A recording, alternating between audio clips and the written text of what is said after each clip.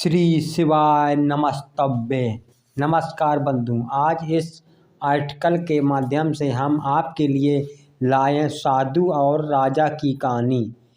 एक बहुत ही शानदार कहानी, साधु और राजा की कहानी, और हम आशा करते हैं कि आपको यह कहानी पसंद आएगी। बने रहिए हमारे साथ, पढ़िए और पूरा आर्टिकल हमारा। एक दिव्य नगर नाम का एक छोटा सा गांव था, जहां पर एक करुणा में दया का सागर, दयालु, सब पर रहम बरसाने वाला, सबकी प्यास बुझाने वाला, सब पर कृपा करने वाला एक महान राजा रहता था।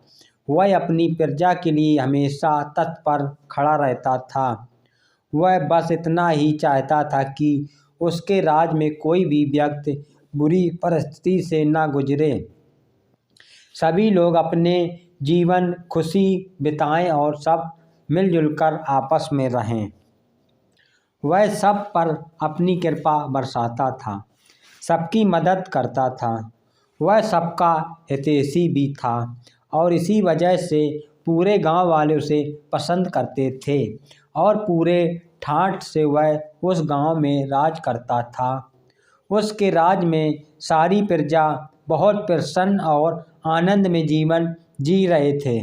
राजा के मन में एक ख्याल आया कि क्यों ना मैं एक दिन के लिए अपना रूप बदलकर अपनी प्रजा के बीच में अपना दिन बिताऊं, ताकि मुझे पता चल सके कि मेरी प्रजा कैसे अपना जीवन जी रही है।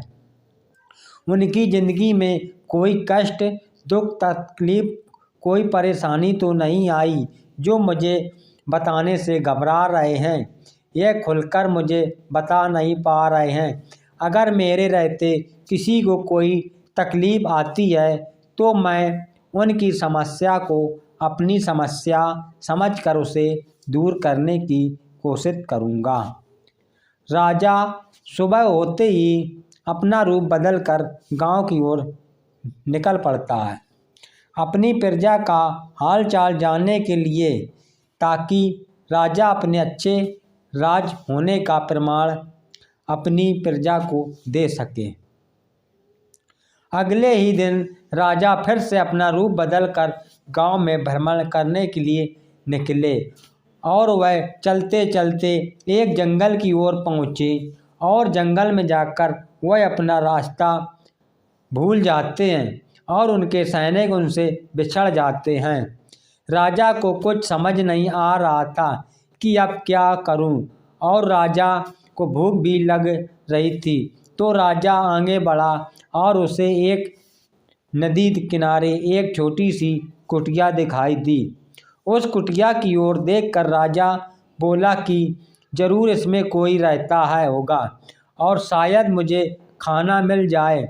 वह अपने घोड़े को पेड़ के नीचे बांध देता है।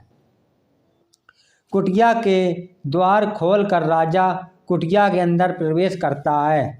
राजा को पता नहीं था कि यह कुटिया किसकी है। राजा आवाज़ लगाता है कि कोई है, कोई है, तो उसे कोई भी दिखाई नहीं देता। तब राजा कुटिया से बाहर आता है तो उसे एक पेड़ के नीचे साधु गेरुआ रंग के कपड़े पहने योगासन में बैठे दिखाई देते हैं। तब राजा आगे बढ़ता है तो उसकी नज़र आसपास के माहौल पर पड़ती है।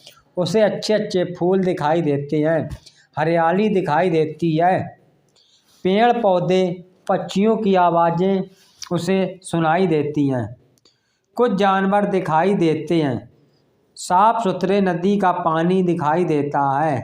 राजा बहुत प्रसन्न होता है और साधु के पास जाता है, उनके चरणों में जाकर नमन करता है।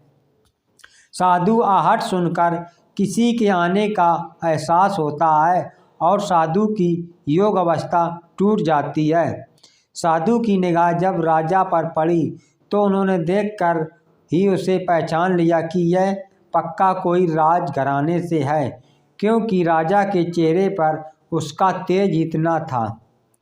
राजा ने साधु से कहा, गुरुजी, मैं अपना रास्ता भटक चुका हूँ और अब मुझे समझ नहीं आ रहा कि अब मैं कैसे जाऊँ और मुझे जोरों की भूख भी लग रही है।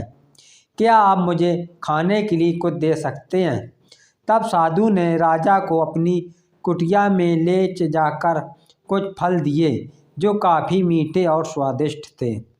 राजा ने उन फलों को बड़े प्यार से खाया और उससे रहा नहीं गया गुरुजी से पूछे बिना कि गुरुजी, यह फल इतने मीठे और स्वादिष्ट कैसे हैं? मैंने आज तक इतने मीठे और स्वादिष्ट फल नहीं चखे हैं। क्या आप मुझे बताने का कष्ट करेंगे कि इतने मीठे और स्वादिष्ट कैसे हैं? तब गुरुजी ने कहा, जिस राज का राजा इतना दयालु, करुणा में सबकी मदद करने वाला हो, तो उस राज के फल खट्टे कैसे हो सकते हैं?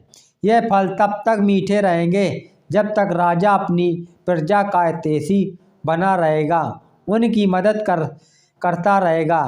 राजा को साधु की यह बात थोड़ी सी अजीब लगी। सुनने में उसने सोचा कि गुरुजी की यह बात का तो मैं पता लगा कर ही रहूँगा कि उन्होंने ऐसा मुझे क्यों कहा। राजा ने फिर गुरुजी से आज्ञा ली और अपने राज की ओर निकला। जैसे ही वह जंगल पहुंचा तो उसके जो बिछड़े हुए सैनिक थे वह भी उसे ढूंढते हुए वहां मिल गए और उन सैनिकों के साथ में अपने राज वापस जाता है और राजा अपने कक्ष में होता है। तब उसे साधु की वही सब बातें याद आती हैं। बातें उसे परेशान करती हैं। अगले ही दिन से राजा ने अपनी प्रजा के ऊपर जुल्म का ढाना शुरू कर दिया।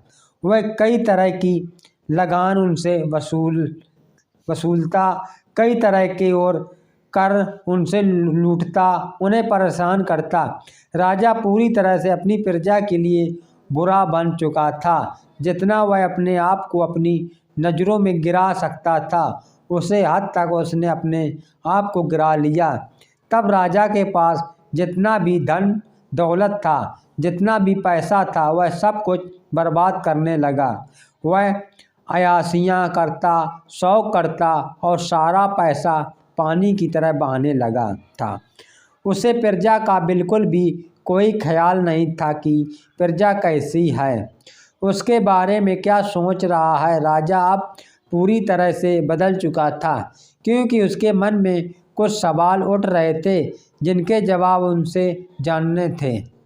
कुछ दिनों के बाद राजा वापस जंगल में जाता है और नदी किनारे उसी कुटिया में पहुंचता है तो वहां जाकर देखता है वहां का माहौल पहले की तरह पूरा अब बदल चुका था। वहां पर कोई हरियाली नहीं थी, नदी का पानी भी सूख रहा था और उसमें गंदगी आ रही थी और ना कोई पक्षी न जानवर उसे नज़र नहीं आ रहे थे, ना उसे कोई फूल खिले हुए दिखे रहे थे। और राजा वही पेड़ के नीचे बैठे साधु के पास जाता है और उन्हें नमन करता है और गुरुजी से कहता है कि गुरुजी, मुझे कुछ फल दीजिए खाने के लिए। गुरुजी उसे फल देते हैं। जब राजा उन फलों को खाता है तो उसमें से उसे ना कोई मिठास दिखाती है और ना कोई फल पहले की तरह उसे स्वादिष्ट नज़र आते हैं। राजा ने साधु से पूछा कि ऐसा क्यों हो रहा है, यह पहले की तरह मिठास और स्वादिष्ट क्यों नहीं है लग रहे हैं। तब साधु कहता है कि अब इस राज का राजा पूरी तरह से बदल चुका है। अब वह अपने प्रजा का हितैषी नहीं रहा, वह अपनी प्रजा का ही दुश्मन बन चुका है। उससे प्रजा से कोई मतलब नहीं रहा, वह एक बुरा इंसान बन गया है। अब तुम्हें इन फलों में कोई स्वाद और ना ही यह फल तुम्हें मीठे लग रहे हैं, क्योंकि अब तुम्हारे मन में कड़वाहट भर चुकी है अपनी प्रजा को लेकर, इसलिए तुम्हें अब सारे फल कड़वे नज़र आ रहे हैं। राजा वापस अपने राज में आ जाता है उसे अपनी गलतियों का एहसास होता है और वह फूट फूट कर रोने लगता है।